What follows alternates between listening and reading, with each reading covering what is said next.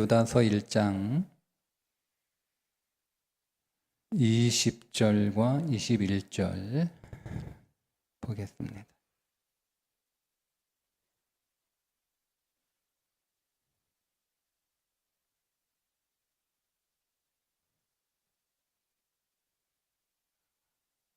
함께 읽겠습니다. 사랑하는 자들아, 너희의 지극히 거룩한 믿음 위에 자신을 세우며 성령으로 기도하며 하나님의 사랑 안에서 자신을 지키며 영생에 이르도록 우리 주 예수 그리스도의 긍휼을 기다리라. 아멘. 유다서는 한 장으로 되어 있는데 유다서는 유다가 예수님의 형제죠. 유다가 교회에 보내는 짧은 편지입니다. 그런데 이 유다서 전체의 내용의 주제는 믿음을 지키기 위하여 싸우라. 믿음을 지키기 위하여 싸우라. 이게 편지를 보낸 목적이에요. 유다가 밝히고 있는데 처음에는 그냥 안부 편지 정도 이렇게 편지를 보내려고 했다가 들려오고 보여지는 교회의 상황이 매우 심각한 상황이라고 판단이 돼서 원래 계획했던 내용이 아닌 다른 내용의 편지를 쓰게 되는데 그 내용이 믿음을 지키기 위해서 싸워라. 교회를 지키기 위해서 싸워라. 그 유다서가 별명이 하나 있는데요. 그 별명이 뭐냐면 교회를 깨우는 불의 십자가라는 별명을 가지고 있습니다. 그만큼 유다서의 이 내용이 거침이 없고 또 표현이 좀 과격하고 근데 왜 성경에 들어와 있는 하나님의 말씀이 그 표현이 굉장히 과격하고 거침이 없을까? 그건 유다가 주님의 몸된 이 교회를 그만큼 소중하게 생각하고 있었기 때문에 그렇게 강하게 표현할 수밖에 없었던 거죠. 당시 교회 안에 주님의 몸된 교회를 업신여기는 사람들, 교회의 질서를 무너뜨리고 교회를 혼란하게 만드는 사람들, 그런 사람들이 교회에 생겨났어요. 근데 그런 사람들을 유다가 뭐라고 비유하냐면 가인 같은 사람들이 교회에 있다. 고라와 같은 사람들이 교회에 있다. 발람과 같은 사람들이 교회에 있다. 이렇게 얘기를 합니다. 굉장히 과격하죠? 성경에서 저주받은 대표적인 새 인생 아닙니까? 근데 그 저주받은 대표적인 새 인물이 교회 안에 있다는 거예요. 그래서 그런 사람들과 싸우라는 거예요. 그냥 성품 좋게 이렇게 가만히 있지 말고. 근데 이 사람들의 특징이 뭐냐면 은혜를 도리어 방탕한 것으로 바꾼 사람들. 그러니까 은혜를 정확하게 이해를 못한 거예요. 그러니까 은혜에 대한 개념이 자기 안에서 정확하게 진리 안에서 세워져 있지 않으면 우리의 신앙생활은 은혜를 빙자해서 방탕한 신앙생활을 합니다. 은혜를 빙자해서 방탕한 교회 생활을 합니다. 그러니까 은혜는 우리를 방탕하게 만드는 게 아니에요. 그런데 교회 안에 이 가인과 발람과 고라와 같은 사람들이 은혜를 악용해서 사람들을 방탕한 사람들로 계속 물들이고 있는 거죠. 그리고 그리스도를 부인하는 자들이다. 그러니까 교회를 다니는데 전혀 복음적이지 않은, 복음과 상관없는 그런 사람들이 교회 안에서 주님의 몸된 교회를 무너뜨리고 어지럽히고 흔드는 거예요. 그런 사람들과 싸우라는 거예요. 그게 유다서의 내용입니다. 여러분들이 지금 교회를 다니고 있지만 여러분들에게 교회는 무엇인가? 누가 여러분들에게 물어봐요. 집사님에게 교회는 뭡니까? 권사님에게 교회는 뭐예요? 누가 나한테 목사님 교회는 뭡니까? 목사님에게 교회는 뭡니까? 신학적으로, 이론적으로, 교리적으로 그렇게 말씀하지 마시고 목사님에게 교회는 어떤 곳입니까? 이렇게 물어보면 나에게 교회는 이런 곳이다 라고 여러분 대답할 수 있어야 돼요. 여러분들에게 교회는 뭡니까? 여러분들에게 교회는 내가 전에 들었던 교회에 대한 성경 공부, 교회에 대한 설교 이렇게 머릿속에 저장된 거 억지로 꺼내가지고 그렇게 대답하는 거 아니고 정말 나에게 교회는 무엇인가? 왜냐하면 그 사람에게 교회가 무엇인지를 알면 그 사람의 신앙이 어떠한지를 압니다. 정확합니다. 나에게 교회가 어떤 것인지를 내가 아주 정직하게 그렇게 나는 교회를 이렇게 여기고 있구나. 나에게 교회는 이런 곳이구나. 그걸 내가 아주 정직하게 나 자신에게 말할 수 있으면 내 신앙이 이렇구나를 정확하게 알 수 있습니다.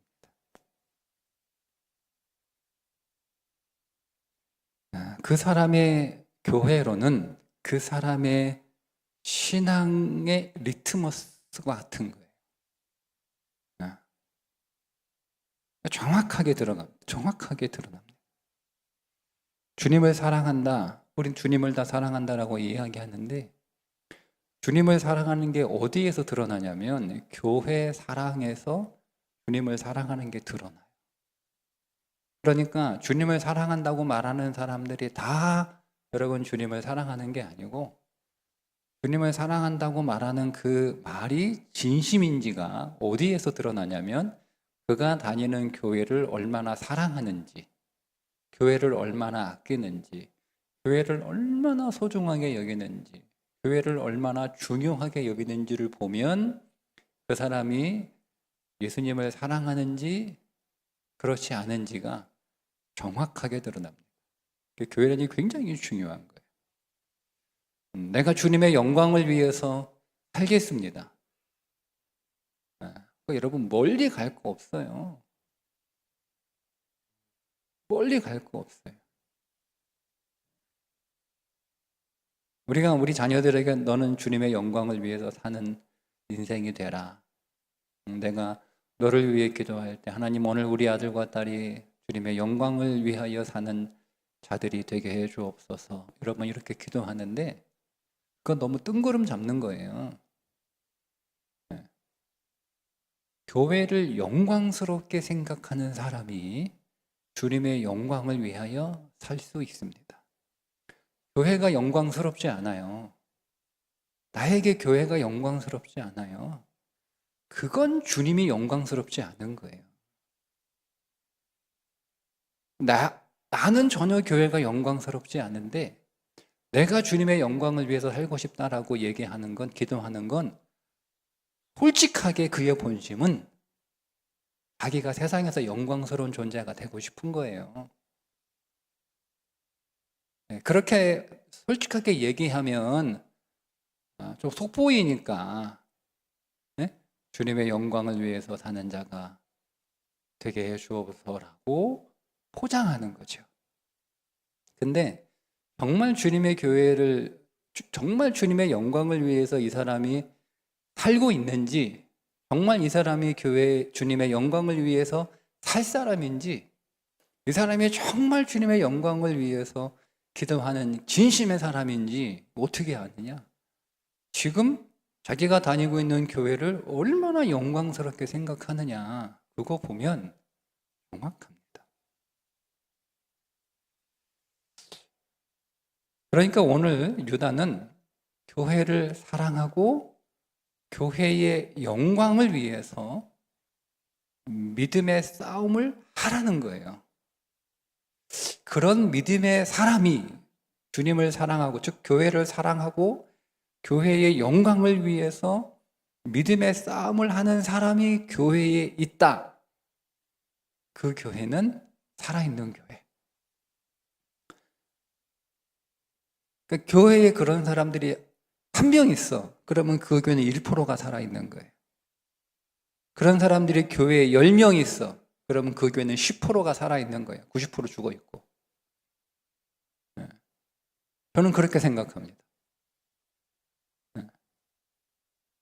근데 교회를 사랑하거나 교회의 영광을 알지 못한 채 그런 거에는 관심 없고, 교회는 그냥 뭐 예수 믿는 사람들이 모이는 곳이지, 모여서 예배하고 모여서 뭐 기도하고 모여서 뭐 교회 일하고 선교하고 모여서 뭐 친교도 하고 뭐 그런 게 교회 아니야? 그런 모임 정도로 교회를 이해하고 있거나, 어떤 사람은 뭐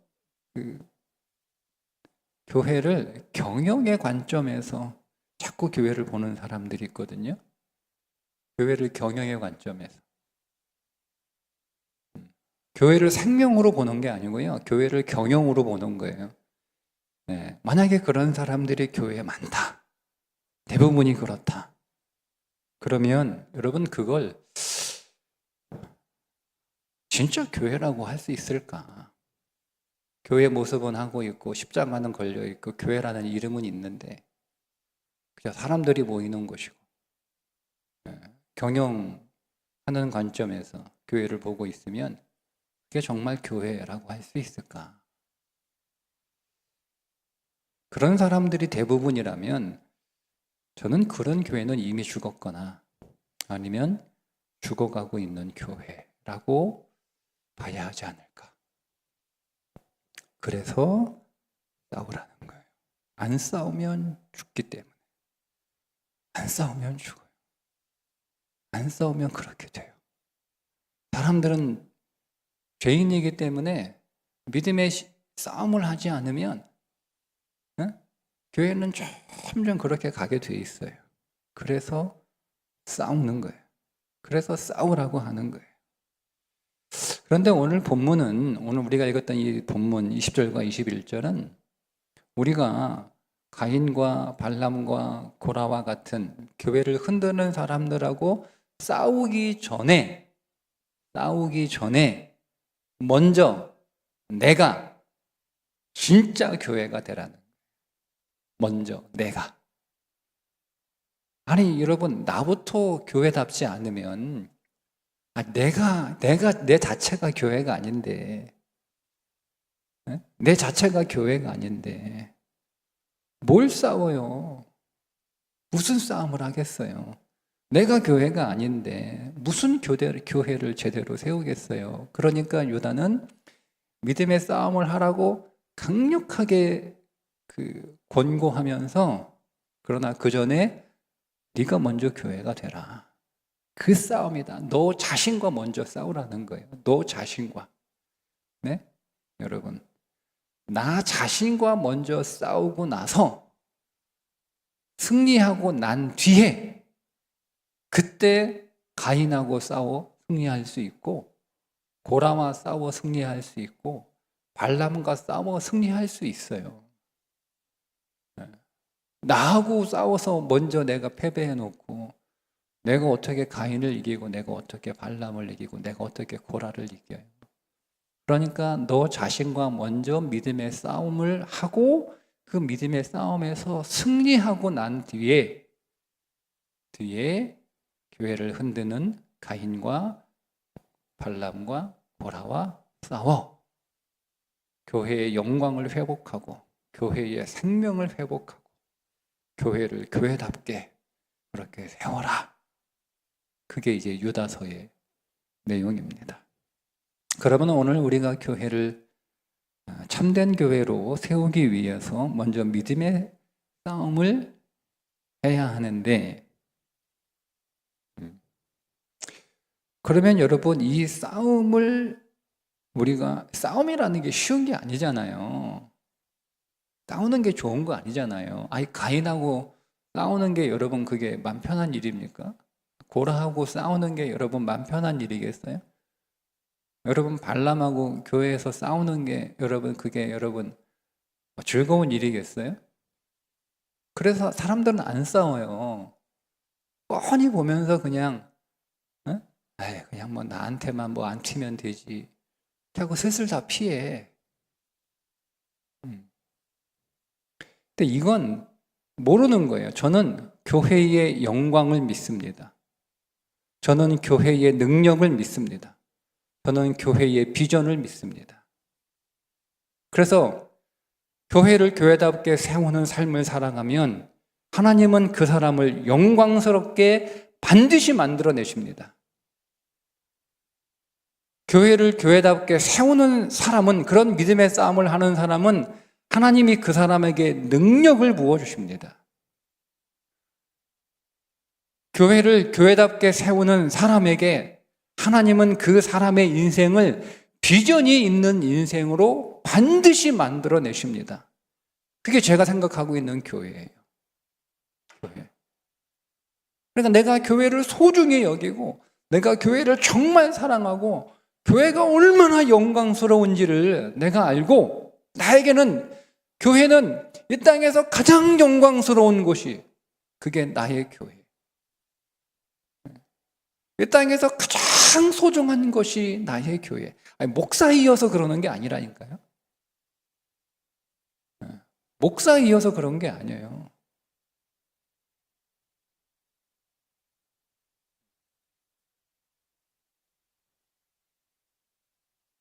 하나님이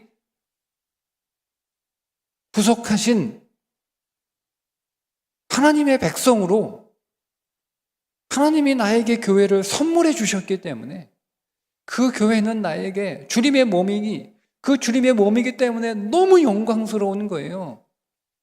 그러니까 그 교회가 어떤 교회이든 일단은 그 교회가 주님이 세우신 교회이고 그 교회가 주님의 몸이라고 말씀하셨으니 교회는 어떤 교회이든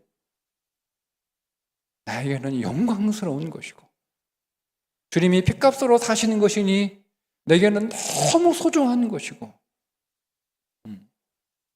그리고 주님이 그 안에서 일하시고 역사하시니 교회는 내게 비전인 거예요. 누가 저에게 교회가 뭐냐고 물어보면 저는 그렇게 대답을 합니다. 그리고 교회의 영광을 위해서, 그 교회의 영광에 더 참여하기 위해서 노력을 하고 있는 거고, 내가 교회를 더 사랑하기 위해서 기도하고 애쓰는 거고, 그 교회의 비전이 우리의 비전이 되고 나의 비전이 되기 위해서 달려가는 거예요. 그러니까 우리가 믿음의 싸움을 하는 것은 힘들고 부담스럽고 불편하고 피하고 싶은 거지만, 내가 교회를 위하여 싸울 때 하나님은 나에게 영광을 주시고 능력을 주시고 비전을 주시니까.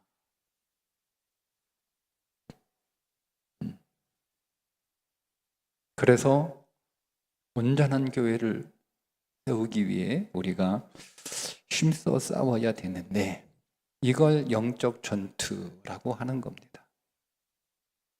영적 전투.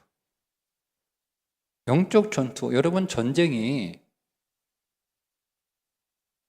쉬운 건 아니잖아요. 네? 다른 종교 마당 이렇게 밟는 게 그게 뭐가 어려워요? 그게 무슨 전쟁이에요? 어디 사원 가가지고 여러분 거기서 기타 치고 노래 부르는 게 그게 영적 전투입니까? 그러니까 우리는 그런 말도 안 되는 신앙을 신앙이라고 생각하지 마세요.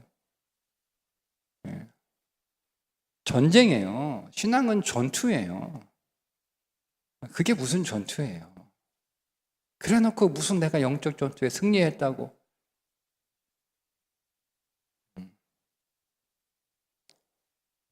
교회를 너무 유치하게 만들어.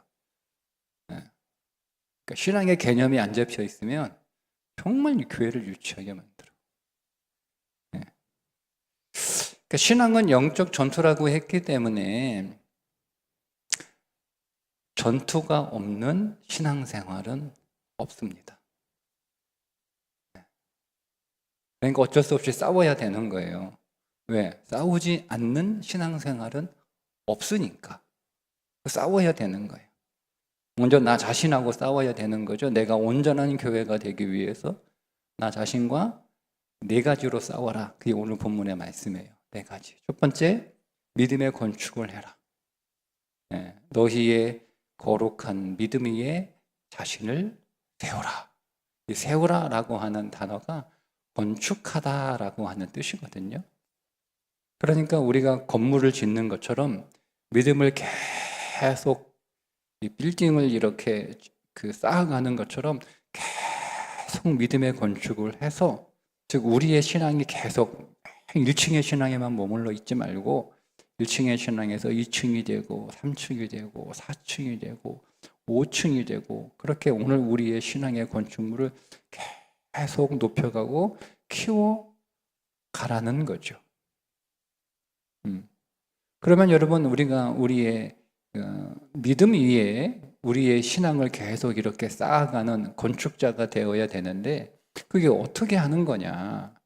성경은 정확하게 믿음은 들음에서 나며 들음은 하나님의 말씀으로 말미암느니라 이렇게 말씀하고 있으니까, 믿음 위에 내 신앙을 계속 건축한다라고 하는 것은요, 말씀 위에 내 신앙을 계속 세워가는 거예요. 그러니까 말씀의 건물을 계속 세워나가는 그 싸움을 해야 되는 거예요. 그러니까 여러분 성경 읽어야 되고, 올해는 또 성경 써야 되기도 하고, 성경을 묵상하고 성경을 배워서 말씀이 강한 자가 돼야 돼요. 말씀이 강한 자. 말씀이 강한 자. 그냥 막 이렇게 그동안 교회 생활 이렇게 하다 보니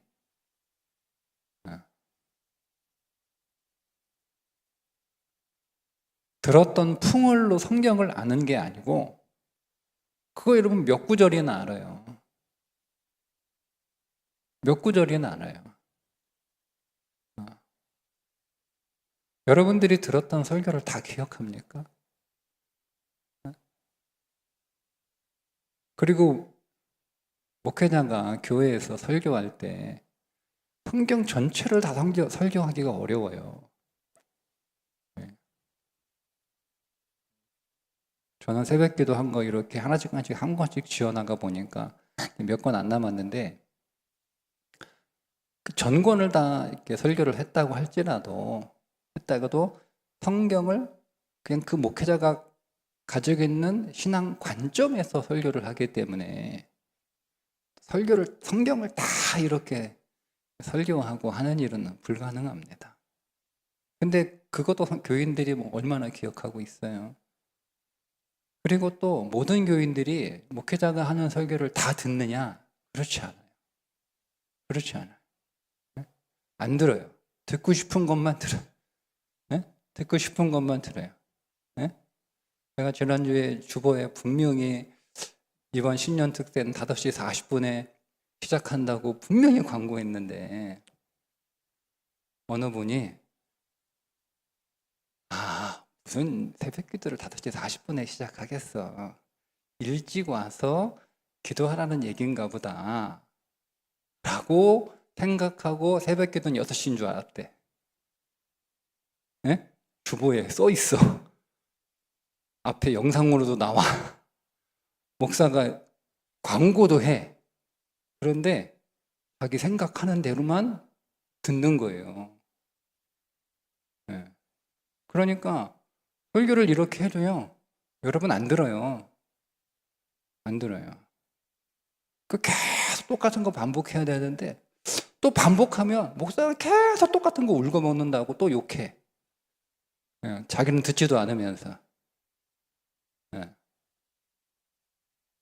여러분 약 언제까지 먹어야 돼요? 약 언제까지? 약 언제까지 먹어야 돼요? 나을 때까지. 네. 제가 15일치 약 지어왔는데 15일치 약 이건 너무 똑같은 거 10을 먹으니까 너무 지루하니까 하나님 매일 약 바꿔주세요. 그렇게 합니까?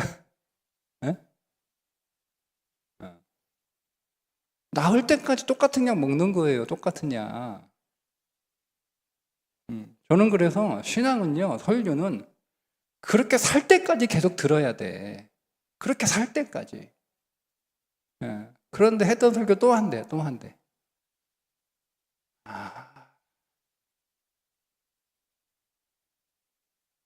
이게 딜레마예요. 설교자의 딜레마.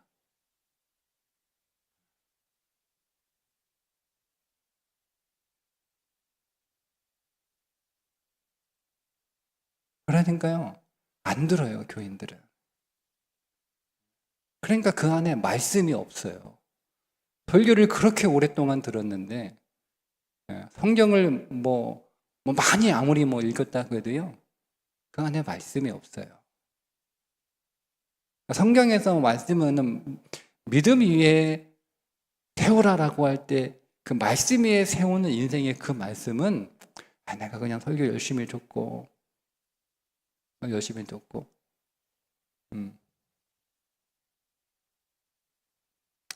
제 설교를 저장하지 마세요. 보지도 않을 거. 그냥 여러분 들으세요. 저장하지 마시고. 네. 저는 저장하면 안 들어요. 저는 저장하면. 네. 제가 이제 졸업한 지 너무 오래됐으니까 중간에 또 공부하기도 쉽지 않고 그래가지고 좋은 강의들을 추천받아가지고 그리고 또 선배 목사님들이 저한테 이거 좋은 강의라고 이렇게 또 보내주시기도 하고 네. 혹은 이제 제 노트북 안에 이렇게 모아놨어요. 네. 다 굉장히 좋은 강의들이에요. 근데 뿌듯해 모아놓으니까. 근데 안 들어. 뿌듯하게만 해 그냥. 뿌듯하게만 해. 아무 소용없어요. 들어야 돼요. 네. 그래서 여러 설교 여러분 듣는 것보다 한 설교 100편의 설교를 듣는 것보다 한 설교 100번 들으세요. 그게 여러분의 영적 성장에 훨씬 더 유익합니다. 훨씬 더 유익합니다. 네. 설교 많이 듣는다고 신앙이 좋아지는 일은 죄송한데 거의 없습니다. 네. 거의 없습니다. 한 설교를 100번 듣는 게 훨씬 나아요. 네. 여러 강의 듣는 것보다 그냥 한 강의 계속 듣는 게 훨씬 더 유익하다는 걸 제가 경험하기 때문에 그래서 여러분 안에 말씀을 정말 말씀을 차고 이렇게 쌓아가셔야 돼요. 두 번째, 성령 안에서 기도하라. 성령으로 기도하며 이렇게 말씀하죠.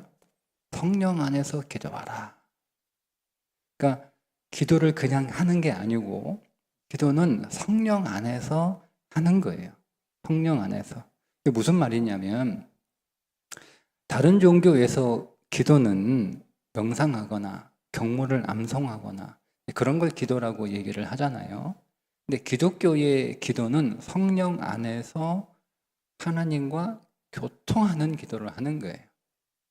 그게 기독교가 말하고 있는 기도의 개념이에요. 그래서 성령 안에서 하나님과 교통하는 기도를 해라. 내 의지, 내 생각, 뭐 내 기도 제목 가지고 막 밀고 나가는 그런 기도가 아니고, 그런 기도는 처음에는 그렇게 하는 거예요. 그런 기도가 뭐 완전히 나쁘다, 기도 못하는 사람한테 뭐 성령 안에서 하는 기도 처음부터 얘기하면 너무 어려운 거니까, 그러니까 처음에는 다 그렇게 해요. 예? 자기 기도 제목 가지고 막 의지를 가지고 막 이렇게 밀고 나가는 기도를 하지만, 그러나 믿음이 견고하게 싸워지는 영적 전투를 하기 위해서는 성령 안에서 주님과 교통하는 기도를 해야 되는데, 성령 안에서 성령이 나의 기도를 이렇게 이끌어 가시려면 내 안에 뭐가 있어야 돼요? 말씀이 있어야 되는 거예요.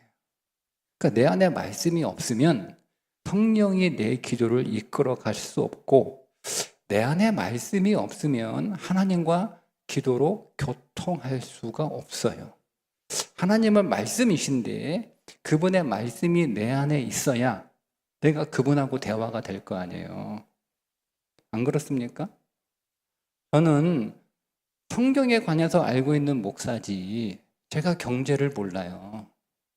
그러면 여러분, 제가 경제를 모르는데 경제학자하고 제가 만나가지고 그분하고 무슨 얘기를 하겠어요? 네? 제가 목사인데 제가 대화하는 사람이 경영자예요, 경영자. 저는 경영은 고사하고 저는 장사도 몰라요. 근데 제가 그분하고 만나가지고 대화를 하는데 대화가 되겠어요? 네? 근데 그분하고 나하고 공통점이 하나 있어. 그 경영자가 교회를 다녀. 나는 목사야. 그러면 여러분, 두 사람이 무슨 얘기합니까? 경영 얘기합니까? 주식 얘기합니까? 돈 얘기합니까? 무슨 얘기합니까? 신앙 얘기하죠. 그러니까 여러분, 내가 하나님과 교통하고 하나님과 대화하는 것이 기도인데, 내가 하나님하고 대화하려면 내 안에 말씀이 있어야 될 거 아니에요. 그래야 하나님이 하시는 말씀을 내가 알아들을 거 아니에요. 하나님은 내 기준에 맞춰서 나하고 대화할 수 있어요. 하실 수 있어요. 그분은 전지하신 분이시니까. 근데 여러분 보세요. 내가 하나님하고 대화하는 목적이 뭐예요? 아니, 내 수준에서, 내 상황에서, 내 문제, 내가 알고 있고, 내가 생각하고, 내가 관심 있는 거 가지고 하나님하고 뭐하러 대화합니까? 그러면 그냥 내 옆에 있는 사람들하고 그 얘기하지? 안 그래요?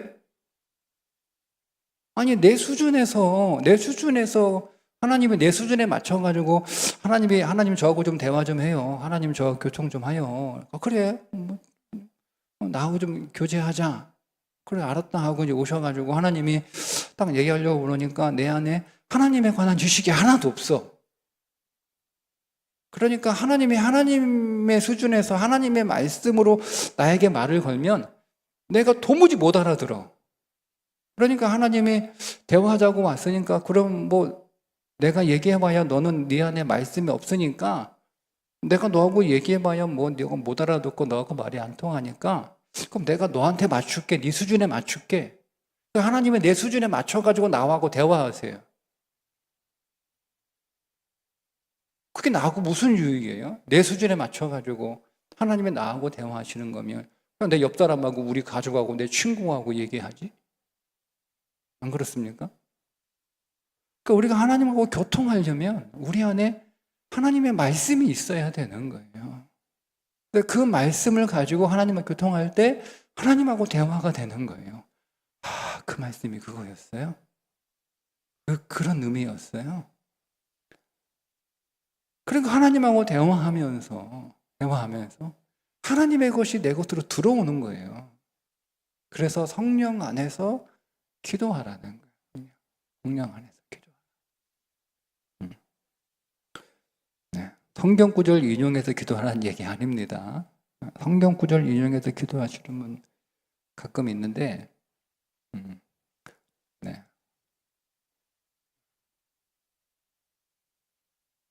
여기서 인용은 성경 구절을 그대로 인용하는 걸 말하는 거예요. 네. 그건 좀 고민해 보셔야 돼요. 하나님의 말씀을 근거로 기도하는 것과 성경을 인용하는 건 다른 거예요. 다른 거예요. 제가 지금 말씀드리고 있는 성령 안에서, 진리 안에서, 말씀 안에서 기도한다라고 하는 것은 성경을 글자 그대로 문자적으로 인용해서 기도하라는 뜻은 아닙니다. 내 안에 성경에 대한 지식과 이해가 있어야 하나님하고 대화가 되는 거예요. 그때 그 기도가 깊어지고 그때 그 기도가 파워가 생기는 것이고 그 기도를 통해서 내 안에 하나님의 하늘의 자원들이 내 안에 영적 자원들이 내 안에 쫙 들어오는 거예요. 내가 기도로 강해지는 거죠. 강해지는 거죠. 세 번째는 새 계명의 사랑의 삶을 사는 것. 하나님의 사랑 안에서 자신을 지켜라 이렇게 말씀하잖아요. 그러니까 우리가 믿음을 지키는데 하나님의 사랑 안에서 믿음을 지키라는 거예요. 그러니까 믿음은 말씀 안에서 지키고 믿음은 기도 안에서 지키고 믿음은 사랑 안에서 지킬 수 있다. 이렇게 아주 단순하게 그렇게 우리가 정리할 수가 있죠. 지킨다라는 말은 보존한다 이런 뜻이거든요. 그러니까 우리의 신앙은 하나님의 사랑 안에서 보존되는 거예요. 그런데 하나님이 말씀하신 그 사랑의 삶이 뭐냐면 예수님께서 제자들에게 내가 너희에게 새 계명을 주노니 서로 사랑하라. 내가 너희를 사랑한 것 같이 너희도 서로 사랑하라. 이렇게 말씀을 하셨단 말이에요.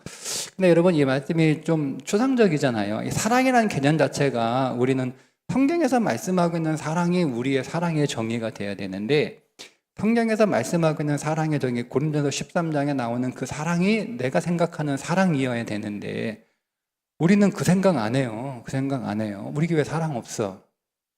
뭐 이렇게 저는 그냥 찾아가서 물어보고 싶어요.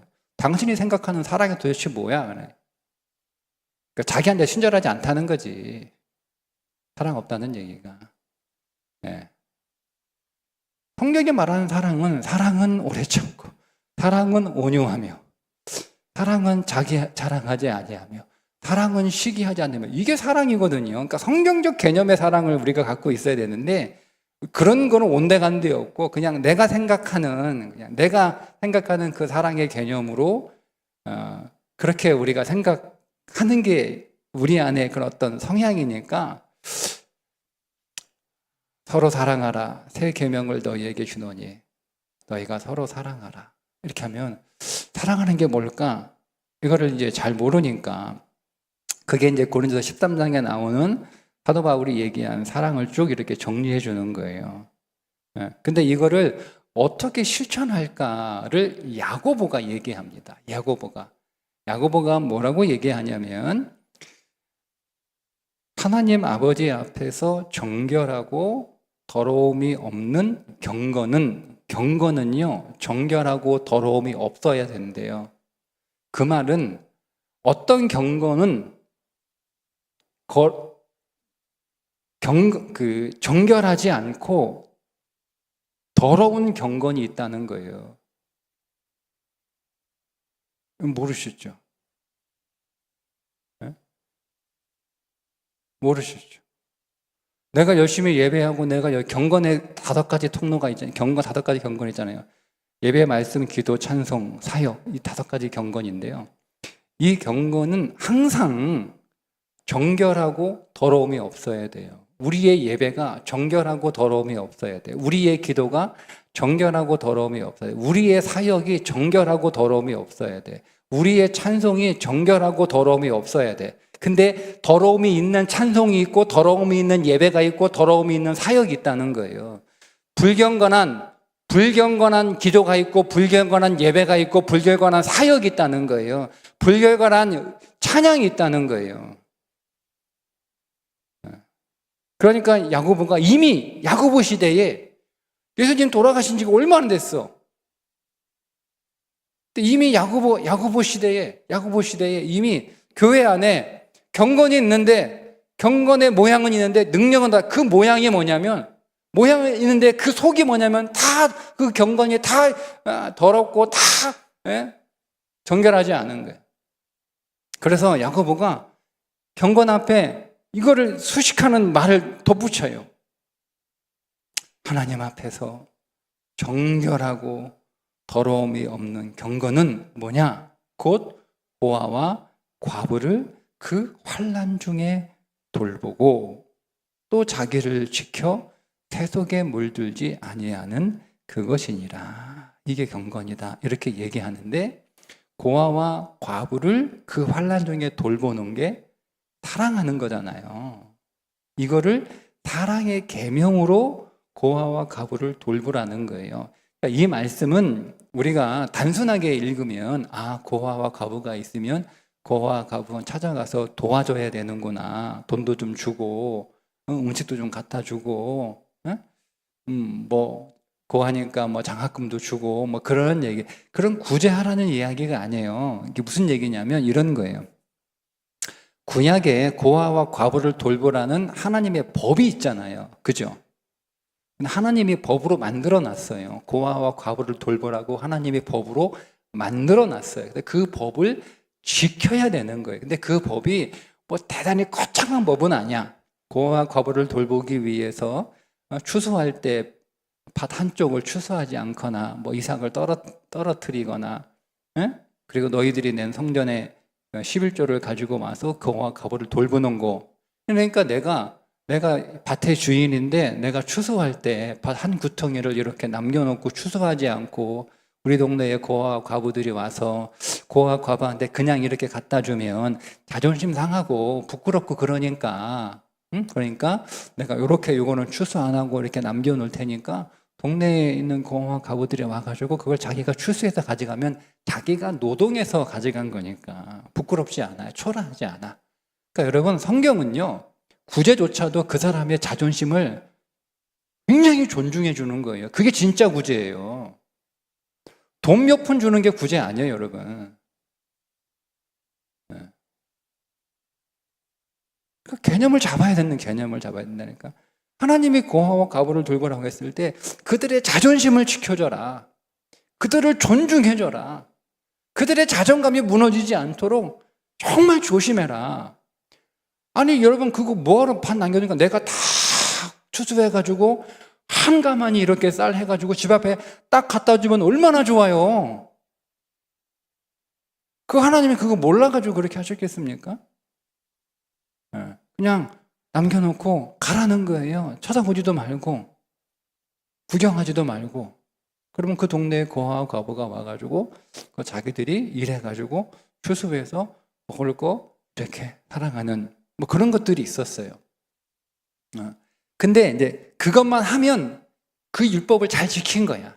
내가 추수 다 안 하고, 내가 과일 다 안 따고, 벼 다 내가 다 베지 않고 남겨놨어. 하나님이 그렇게 명령하셨으니까, 고아와 과부를 돌보라고 명령하셨으니까 내가 그거를 지킨 거야. 근데 그거는 뭐 10평을 남겨둬라, 1평을 남겨둬라, 뭐 이런 건 없어. 그냥 남겨놓으면 되는 거야. 그것만 딱 지키면 내가 고아와 과부를 돌보라는 그 하나님의 명령을 잘 지킨 거예요.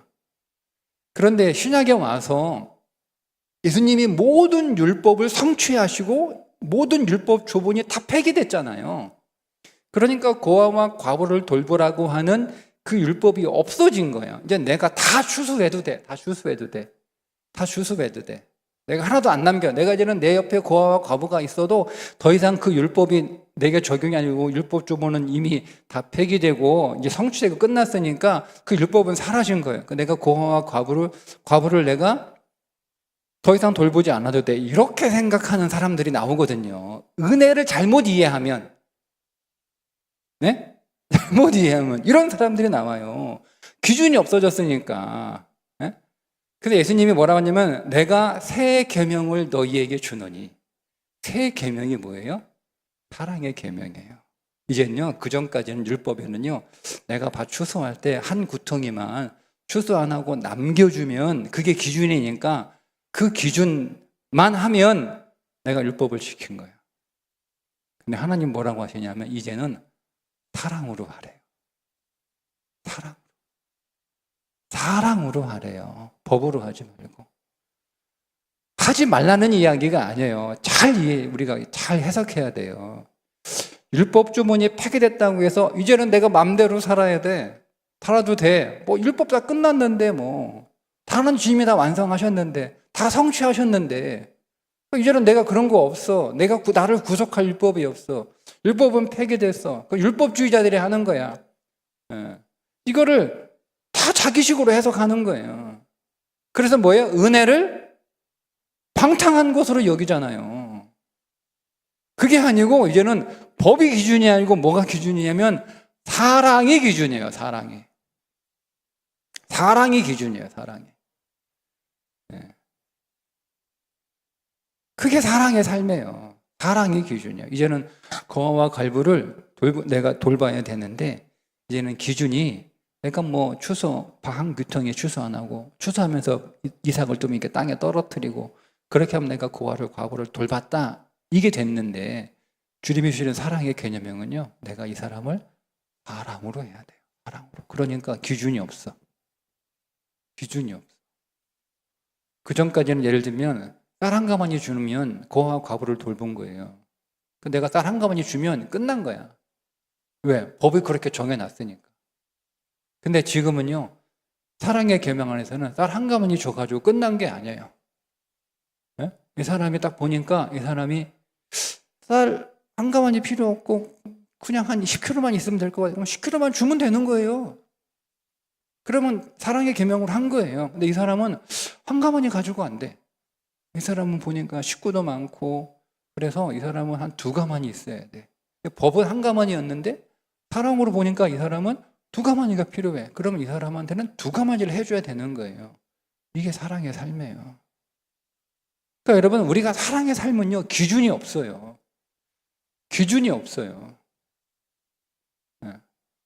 그러니까 그 사람에 따라서, 그 상황에 따라서 많이 할 수도 있고 적게 할 수도 있는 거예요.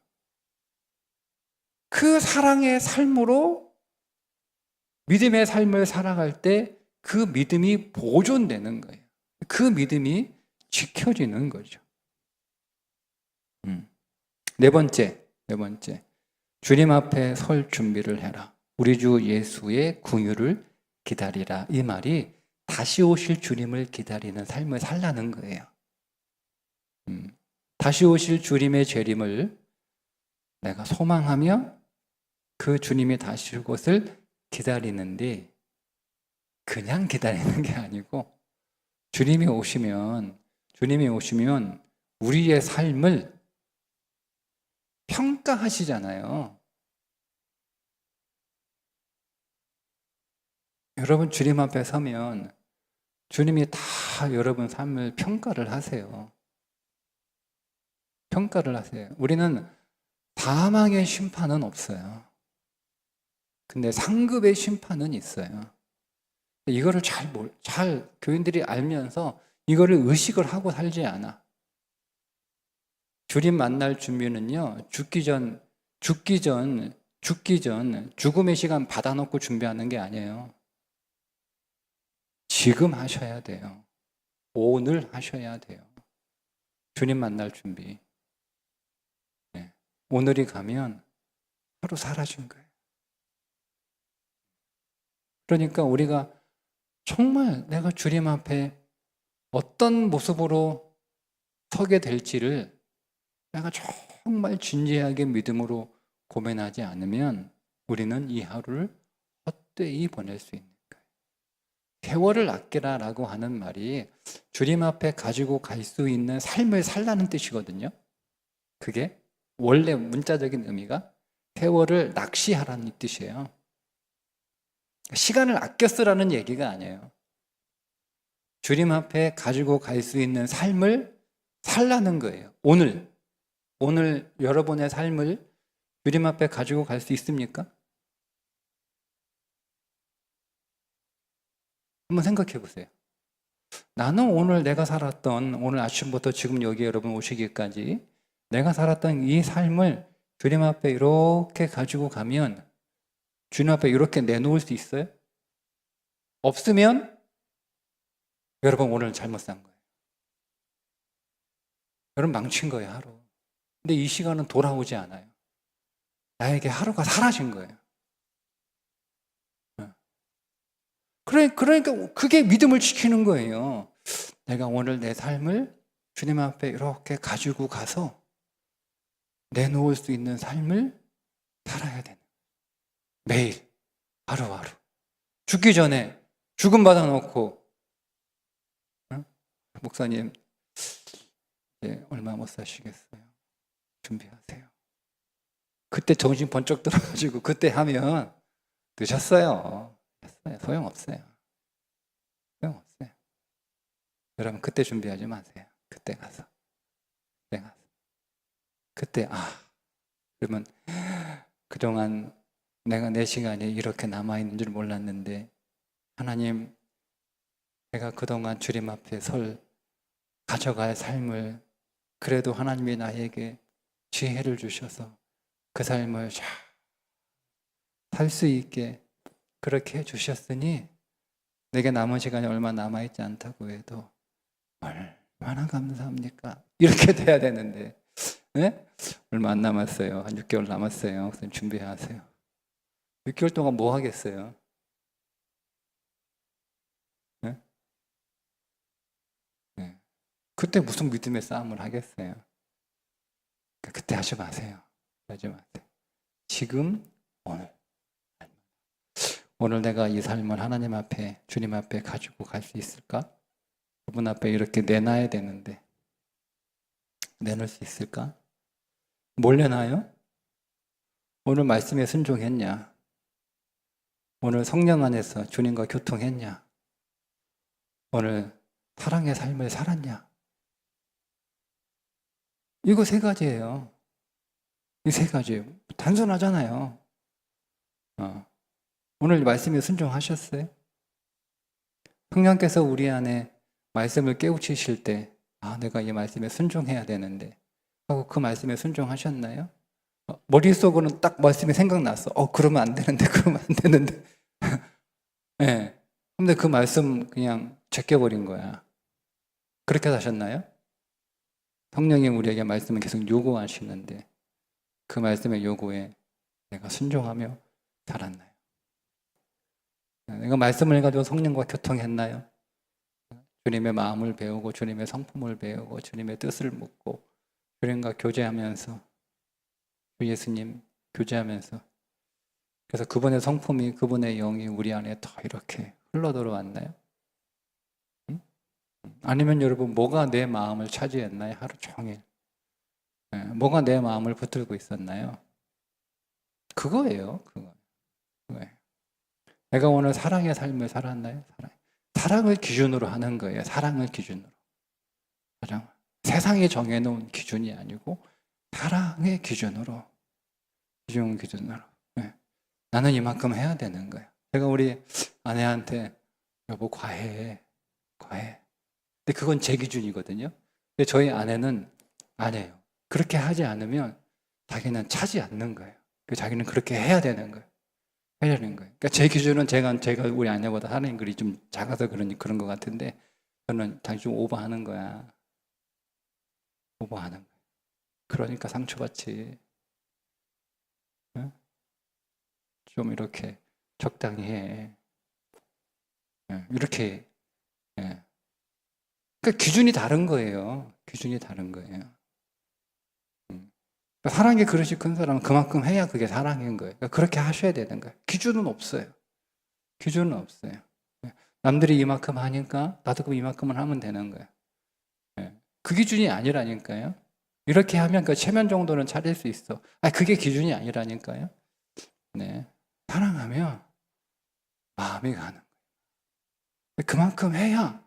그만큼 해야 내 마음이 편해. 네? 사랑은요, 여러분이 마음이 편할 만큼 해야 돼요. 더 해야 되는데 더 해도 되나? 해놓고 불편하면 적게 하신 거라니까. 네? 여튼 그렇게 살면 그 삶이면 내가 주님 앞에 내 삶을 가지고 갈 수 있어요. 하나님 나 오늘 이렇게 살았어요. 하나님 괜찮죠? 하나님 괜찮죠? 그래서 오늘 최선을 다해서 오늘 제가 그래도 하나님 주님 앞에 가지고 가요. 하나라도 가져가야 될 거 아니에요. 하나라도. 하나도 못 가져가면 어떡해요, 오늘.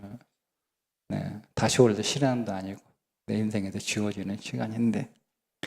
자, 그렇게 말씀과 기도, 사랑과 재림의 신앙으로 우리의 믿음을 지키는 것이 영적 싸움이다 라는 거예요. 피곤하죠? 피곤하죠? 여러분 어렵지 않아요? 너무 힘들어요. 너무 힘들어요. 그래서 전투라고 하는 거예요. 재밌는 전투가 어디 있어요, 여러분? 그걸 전투라고 그래요? 게임이라고 그러지? 그래서 신앙이 영적 전투라고 정확하게 얘기하는 거예요. 신앙은 놀이가 아니에요, 여러분.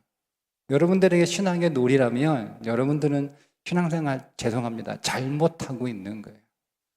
여러분들의 신앙은 전쟁이어야 되는 거예요. 신앙은 전쟁이야. 그래야 여러분이 생생하게 살아있어요. 안 그러면 죽어가요.